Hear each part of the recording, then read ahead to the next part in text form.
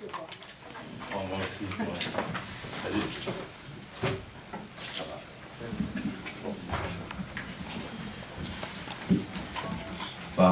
Bonsoir à tous. La première des choses, je voudrais remercier du fond du cœur Khadija Riadi parce qu'il était tout le temps là. Dès que mon épouse l'a contacté et tout, le premier jour, elle a sorti un article. Et à chaque audience, elle était là, elle était avec moi tout le temps. À chaque fois, je la trouvais à mes côtés, quoi. Et franchement, je la remercie du fond du cœur de son soutien. Et moi, ce qui s'est passé, c'est que j'avais dénoncé la corruption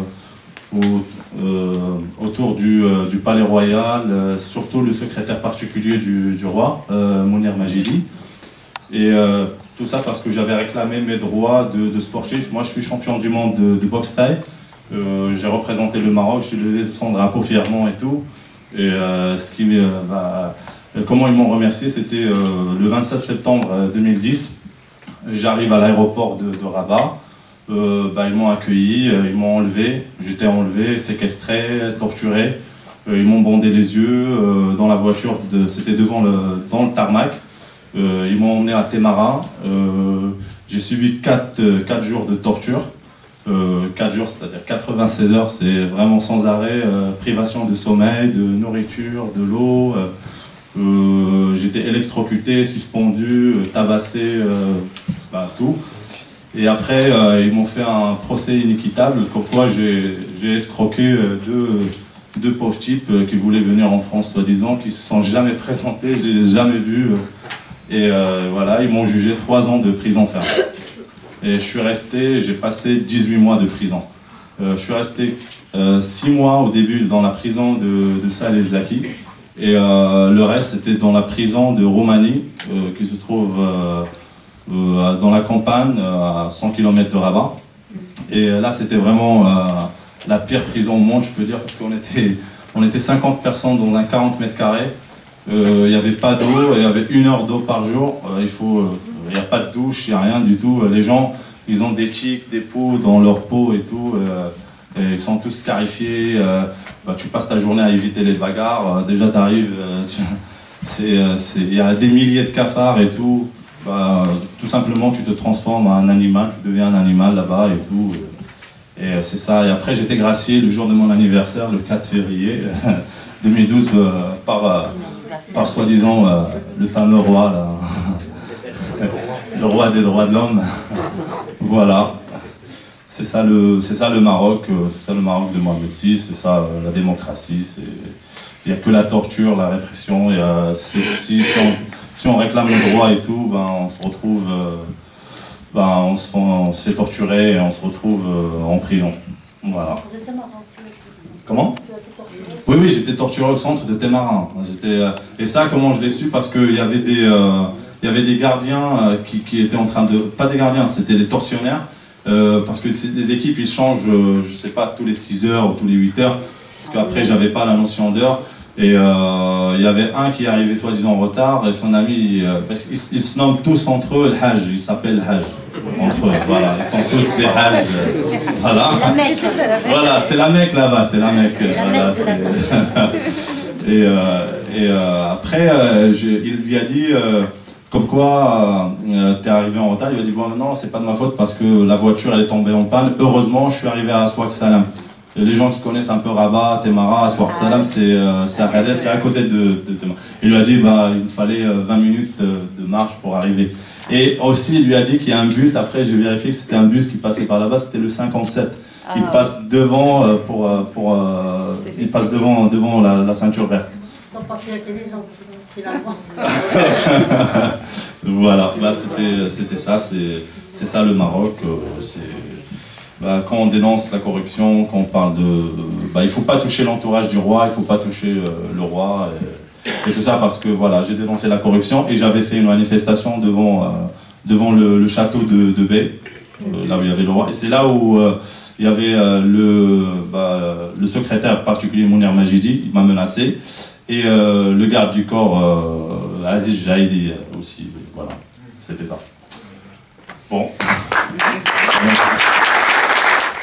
Personnellement, j'ai passé il y a quelques années une nuit en cellule à la cave, comme on dit, hein, au commissariat, dans une ville, au Maroc.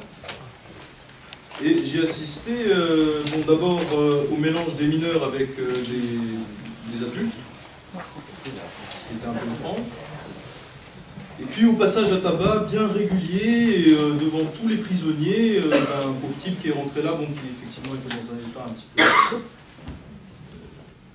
ne sais pas s'il était fou, s'il avait pris quelque chose, en tout cas il n'était pas très net. Mais le flic qui était de garde, donc un gros, un peu comme vous voyez dans le film Zorro, la Sergent Garcia, qui était bien content de gérer un petit peu tout son petit monde, hein, même si je pense qu'il avait quand même un peu peur d'un certain nombre de gens qui étaient dans les cellules. Ouais. Mais par contre, quand il a eu ce type-là entre les mains, il l'a carrément accroché à un poteau, hein, il l'a accroché, il l'a menotté à un poteau. Et puis il s'en est donné à cœur jour. Bah, bah, bah. Et ça a duré, la plaisanterie, 1 heure ou 2. Voilà. Ça a été ma rencontre avec le Maroc que vous connaissez bien, que moi je ne connaissais pas à l'époque. Pour moi, c'était des cartes postales, c'était très joli, il y avait la plage, c'était sympa. Et là, j'ai découvert. Et ce que je veux dire, c'est que juste ça se passe, pas uniquement quand vous avez fait quelque chose de politique, que vous en êtes pris à l'entourage du roi ou à X ou Y. Mais ça peut se passer juste parce que le flic qui est là, il a envie. S'il sait qu'il a en face de lui quelqu'un qui n'a aucune protection, alors évidemment c'est fils d'eux. Là ça change tout. Mais si c'est n'importe qui, là il s'en donne à cœur. Voilà. Bref, Le Marek, je m'appelle Jean-Paul Le Marek. Je suis secrétaire du Comité pour le respect des libertés et des droits de l'homme au Sahara occidental. Alors ici, je voudrais remercier Radija et à travers elle la MDH pour ce qui est fait au Maroc vis-à-vis des prisonniers, parce que les prisonniers sahraouis, les prisonniers marocains, la MDH, je crois, va voir tout le monde, tous les prisonniers, procure aussi des avocats pour leur défense, et même prêtent leur local pour faire des conférences de presse, pour faire des réunions, ce qui n'est pas évident quand on connaît la situation du Maroc. Et je la remercie aussi la MDH qui participe aujourd'hui à ce qu'on essaye de mettre en place au niveau français, parce qu'elle a déjà eu raison d'insister sur la priorité à la libération des prisonniers politiques, et nous essayons de mettre en place une campagne, enfin elle existe déjà parce qu'il y a des campagnes de parrainage, et on associe les prisonniers marocains et sahraouis.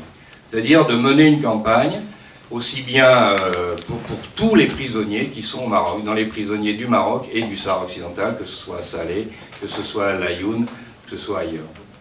Donc de ce point de vue-là, je crois qu'il y a un collectif qui se met en place, avec des associations sahraouis, des associations marocaines, la MDH, l'ASDOM, la TMF, et aussi des associations plus généralistes, comme le MRAP, comme la FASTI, comme Survie, comme le Mouvement de la Paix.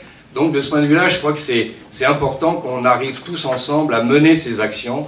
Alors peut-être ce que disait Radija, on ne fait peut-être pas assez, mais bon, c'est un travail aussi qu'il faut faire ensemble. Par exemple, dans cette campagne qu'on veut mener, il y a l'ACAT, l'Action des chrétiens pour l'abolition de la torture.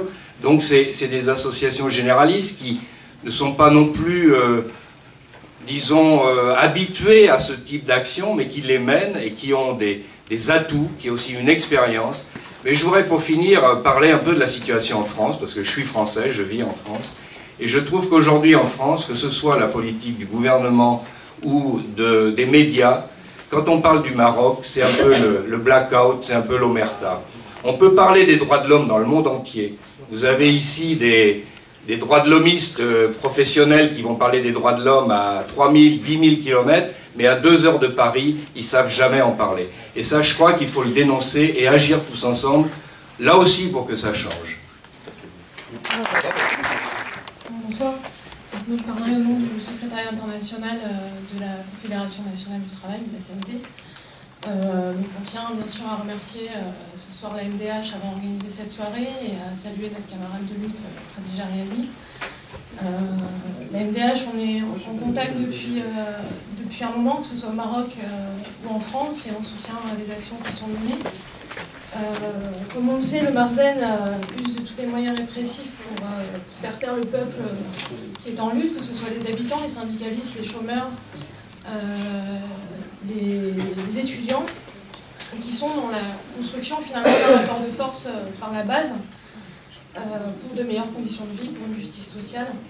Et je rejoindrai ce que vient de dire Jean-Paul sur le fait qu'en France, il est d'autant plus important de dire que la solidarité internationale, elle est plus que jamais essentielle et à construire pour nous sur une base anticolonialiste et anticapitaliste.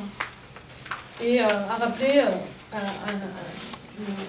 l'ami français que le Maroc et les territoires occupés sahraouis représentent aussi de nombreux investissements européens avec la France au premier plan, donc dans l'exploitation et le pillage des ressources naturelles, que ce soit au Maroc et dans les territoires occupés donc, sahraouis, donc dans la pêche et l'agriculture, dans la surveillance des migrations subsahariennes au port de la Mauritanie et de l'Espagne.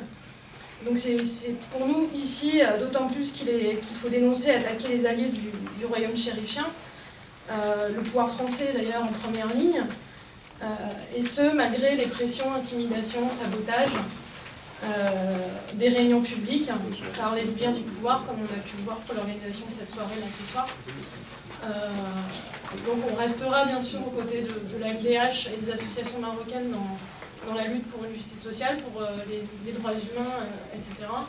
Et je rejoins Jean-Paul Le Marec sur le fait que nous aussi à la CNT on participe à l'organisation d'actions de solidarité aux prisonniers politiques. Et il y aura en avril, j'en profite maintenant de le dire vu qu'il y a du monde, il y aura en avril une semaine internationale de solidarité aux prisonniers politiques autour du 17 avril qui a été à l'origine un appel le 17 avril des prisonniers du FPLP, prisonniers palestiniens. Et donc durant cette semaine, on organisera avec la MDH, avec le CORELSO, avec l'association des familles des prisonniers disparus sahraouis, une soirée principalement sur les prisonniers dans les geôles marocaines, qu'ils soient marocains ou sahraouis. J'en profitais pour passer aussi. Et donc on restera toujours avec le avec les interventions. Je voudrais, pour le témoignage de Zakaria, je voudrais juste dire que le centre de Temara, où il a été torturé, où plusieurs autres personnes ont été torturées, il y a un livre qui est sorti par le premier prisonnier qui était arrêté dans ce centre. Il a publié, il s'appelle Tazmara. 234, ça veut dire Tazmamat et Temara, ça veut dire c'est la continuité de Tazmamat, et 234 c'est le numéro de la cellule où il était, donc il a bien décrit ce qu'il y a à l'intérieur, et même des croquis sur le lieu de torture, etc. Je rappelle aussi qu'après, en 2011, en mai 2011, le 15 mai, on avait fait, en tant que mouvement du 20 février, on avait voulu faire un pique-nique dans la forêt, à côté du centre, pour dire que nos forêts sont surtout, on veut qu'elles soient des lieux de pique-nique et non des lieux de torture. Et il y a eu une intervention très très sauvage et musclée des forces de l'ordre contre toutes les personnes qui étaient là. Et le jour même, il y a le CNDH, le Centre national des droits humains, et quelques parlementaires qu'on avait invités pour faire une visite du centre. Et ils ont fait des déclarations comme quoi ils ont visité ce lieu. Ce n'est qu'une administration des services de la DST marocaine et qu'il n'y a pas du tout de torture, que c'est des mensonges, donc tout est bien, tout est réglé. Je suis d'accord avec M. Selim parce qu'effectivement la torture ça ne concerne pas seulement les prisonniers politiques, juste parce qu'aujourd'hui on parle des prisonniers politiques, mais quand il y a torture, on torture tout le monde. J'en ai parlé tout à l'heure à mes amis de la FIDH. Il y a une dame qui a été violée il y a quelques jours au commissariat. Nous avons fait un sit-in parce qu'on sait qu'il y a des pressions pour qu'elle retire sa plainte, etc. Donc on a d'abord fait un sit-in, on a écrit au gouvernement pour qu'elle sache d'abord qu'elle est soutenue, pour aussi que la police sache qu'on ne va pas se taire et qu'on va continuer. Je rappelle qu'en 2006, il y a eu Hana Souli, a été violée par 4 policiers. Et depuis le temps, elle dépose ses affaires, qu'est-ce qui s'est passé, la section de l'MDH a bien suivi le dossier, elle a déposé plainte, il y a beaucoup d'audiences, etc. Mais jusqu'à maintenant, les policiers sont toujours libres et sont toujours en fonction. Il y a aussi le rapport des 12 ONG qui constitue la commission marocaine contre la torture, qui a fait le rapport parallèle au rapport officiel du gouvernement marocain sur l'application de la Convention sur la torture qui parle aussi de plusieurs autres tortures de personnes qui ne sont pas politiques. Dernièrement, il y a le cas de Saïd Ayesh. Si on voit les deux photos, avant la torture et après la torture, jamais on dirait que c'est la même personne. On dirait que c'était un jeune, je crois, de 25 ou 28 ans. Quand on voit la photo après la torture, on dirait que c'est un vieux de 60 ans, avec les dents cassées, etc. Donc vraiment, c'est la torture, c'est partout, tout le monde, on n'épargne personne. Et c'est l'impunité surtout.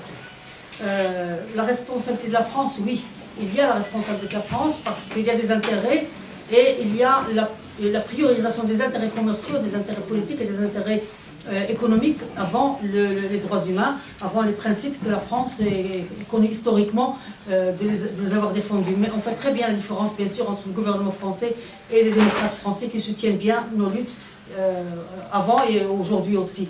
Donc effectivement, je rappelle que lorsque le mouvement du 20 février avait commencé, il y a l'ambassadeur de la France au Maroc qui avait invité des jeunes du 20 février à un déjeuner pour leur dire il faut faire attention, vous êtes en train de faire des choses très graves, vous avez des extrémistes avec vous, etc. Ça on l'a lu sur la presse et il n'y a pas eu de démenti.